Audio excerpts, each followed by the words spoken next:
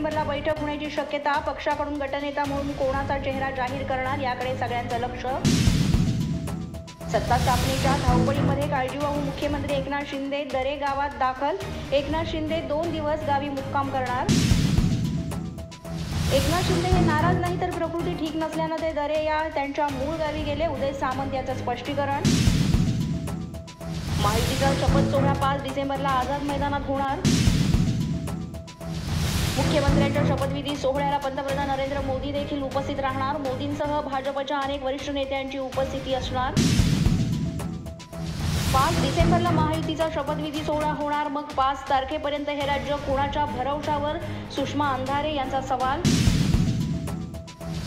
6 डिसेंबरला महापरिनिर्वाण दिन असल्यामुळे आंबेडकर अनुयायी दुःखात असतात. त्यामुळे 5 डिसेंबरला महाराष्ट्र राज्य मंत्रिमंडळाचा शपथविधी करू नये. रिपब्लिकन पार्टीच्या सचिन खरात यांच्याकडून भूमिका. जितेंद्र आव्हाड बच्चू कडू यांनी एकनाथ शिंदेंबरोबर तासभर केली चर्चा. कोणती राजकीय चर्चा झाली नसल्याची आव्हाड यांची माहिती.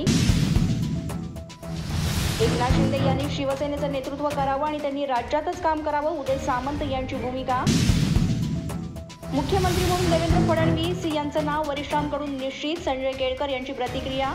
जनतेनं विकासाला मत दिलं. महाराष्ट्राला गतिमान करण्यासाठी. अशाच नवनवीन अपडेट्ससाठी आणि ताज्या बातम्यांसाठी पोलीस माझा न्यूज YouTube चॅनल सबस्क्राईब करा. तसंच आमचं फेसबुक, इंस्टाग्राम आणि ट्विटर अकाउंट फॉलो करा.